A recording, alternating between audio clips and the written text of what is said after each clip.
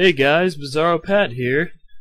I'm going to talk about tonight's episode of Smallville, Ambush. I will be getting to the rest of my Season 10 reviews eventually. I didn't really have much time this week, but I should be getting to those this weekend, so you'll be seeing those eventually.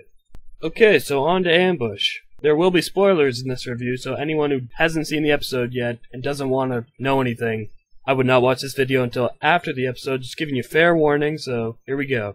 So the main plot of this episode is General Lane, Lois's father, and Lois's sister Lucy visit Lois and Clark at the Kent farm because the General wants to know more about Clark because he's the man that Lois is dating. Meanwhile, Rick Flag and the Suicide Squad, and Rick Flag is the man who tortured Oliver at the beginning of the season and was responsible for Chloe's abduction. They hear that General Lane is trying to push this Vigilante Registration Act, and they don't want that because Rick Flag and his squad are vigilantes. They believe that vigilantes and metahumans are superior, so they're trying to stop the General from doing this, so they're going to assassinate him. But they want to get the General away from Clark because they know Clark's the Blur, and they don't want Clark to prevent them from killing General Lane. So while the General's trying to investigate Clark because he's a bit paranoid about all of Lois's boyfriends, the Suicide Squad's trying to kill him, and it's up to Clark and Oliver and Tess even to stop the Suicide Squad and save the General. I really liked this episode. I thought it was a good outing for the show. I really liked all of Clark's interactions with General Lane because that's how I figured it would go down, with the General being a bit jerky to Clark at first because he doesn't think he's good enough for his daughter, and then be even a bit spiteful of Clark because he realizes that Clark is a vigilante sympathizer. And so he doesn't want Lois to be anywhere near Clark, due to the General's hatred for the vigilantes. I also really liked Oliver and Tess's scenes. I thought having Tess kind of slowly become a different type of watchtower from Chloe was pretty interesting. She shifted the whole room around a bit, and Oliver wasn't really used to that, so he was a bit sarcastic to her, and he didn't really like it at all, until he came around a bit.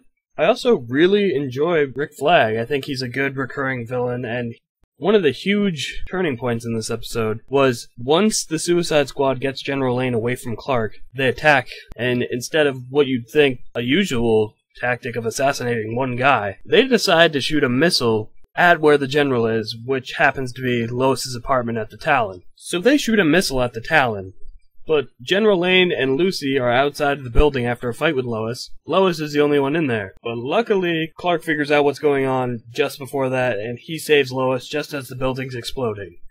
Yes, you heard me, that's right. The Talon, which has been on the show since Season 1, has blown up. I know.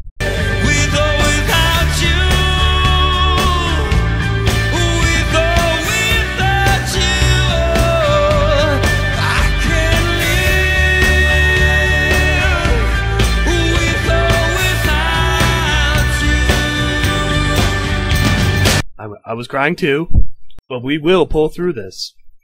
I really enjoyed having Michael Ironside back on as General Lane. I think he's just he's very good at playing the gruff, kind of stern man who he does not kid around whatsoever, even admitted he never jokes. And I was surprised by how much older Lucy Lane looks. I think the actress who plays her is Peyton List, and she looks so much older, and I know it's been, 6 years since she was on the show for that one episode, but it was just kind of I was a bit stunned by how much older she looked. I thought it was good seeing the two members of Lois's family again after so long, because we always hear about the General from Lois a lot. She references him at least once every few episodes, so I was happy to see him on again after 6 years. There's only one thing in this episode that kind of made me, I don't know, I kind of was like, I don't know. When the General forces Lois to decide between him and Clark, Lois goes with the General, but then the next scene, she tells her dad that she loves Clark, and she pretty much puts him in place, which was a great scene, I love that, but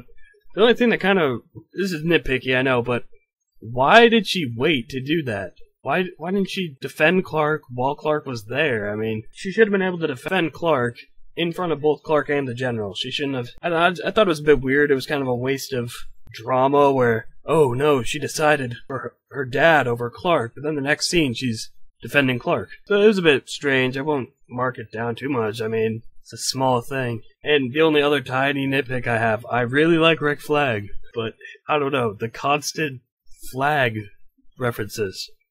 He's got a flag painted on his door to his vehicle on the inside. He has a giant flag on the ceiling hanging over him in his base. He had flags painted on the missile, and as he fired the missile, he was quoting the national anthem as he fired it. It was a bit, it's overkill flagness. I get it, his last name's Flag. It's funny that, it's just kind of a funny thing, but it's kind of weird too, but like I said, that's nitpicking completely. But, overall, I really liked the episode. I thought it was very enjoyable, and I loved all the interactions, and this whole anti-vigilante plotline is getting really good now. It's getting to the point where the Suicide Squad's blowing up buildings that are supporting anti-vigilantism. And I think this whole anti-vigilante plotline is going to end up where the public is going to be hating vigilantes and heroes so much that they're going to need somebody like Superman, who Clark will step into, to rise and show them that this is what a hero is. Superman is not a vigilante, he's a hero. That's what this is leading up to. It's building up to that. And I also have this theory that Darkseid's going to kill Rick Flag. I just got that feeling. I think those two plot lines will converge towards the end of the season. I've just got a gut feeling Darkseid's gonna kill him. I don't know. That's totally out of the blue. But I'm calling it now. Overall, I'm gonna give Ambush a 9 out of 10. See you next time, guys.